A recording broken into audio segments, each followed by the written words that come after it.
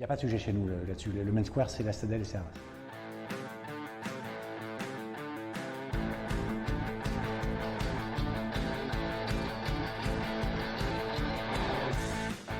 C'est un festival qui a toujours représenté une palette assez variée de styles et de genres musicaux.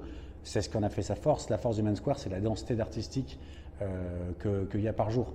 Maintenant, on est dans un autre monde en termes de booking d'artistes. Il y a 11 ans, il n'y avait pas le stade Pierre-Mauroy.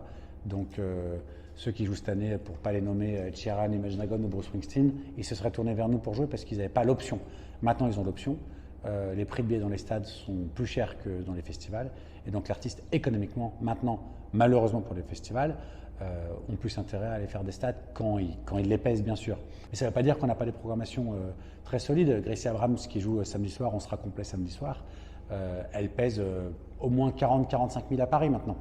Donc en province un peu moins, mais ça reste des artistes qui font des stades aux US. Et nous, l'idée, c'est de montrer ces artistes-là avant tout le monde, comme on l'a fait sur Tame Impala, premier festival, sur Imagine Dragons, sur 21 Pilots, premier festival, c'était ici. On a toujours essayé d'être précurseur là-dessus et de voir les choses qui vont arriver un peu avant les autres. Je ne vois pas le Main Square, pas à Arras, enfin, du moins pas à la Citadel. C'est la Citadel, le Main Square, c'est encore plus que la ville, c'est ici.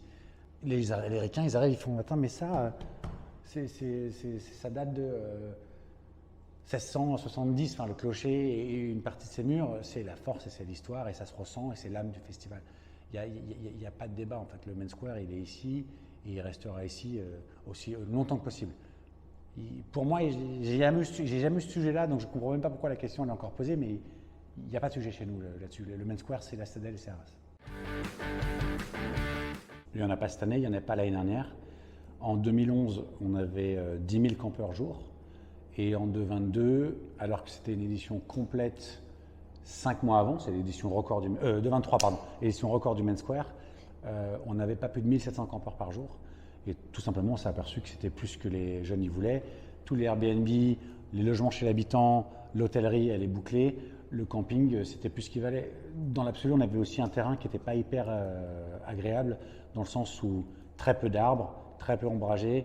Et dès qu'il pleut, même s'il ne pleut pas souvent au Main Square, ça devenait une sorte de… C'était le terrain de jeu pour faire des compètes de glissade dans la boue, mais pas forcément pour accrocher sa tente et être serein et être tranquille. Donc, par rapport à l'investissement que ça représentait, nous, ça devenait plus viable d'avoir un camping.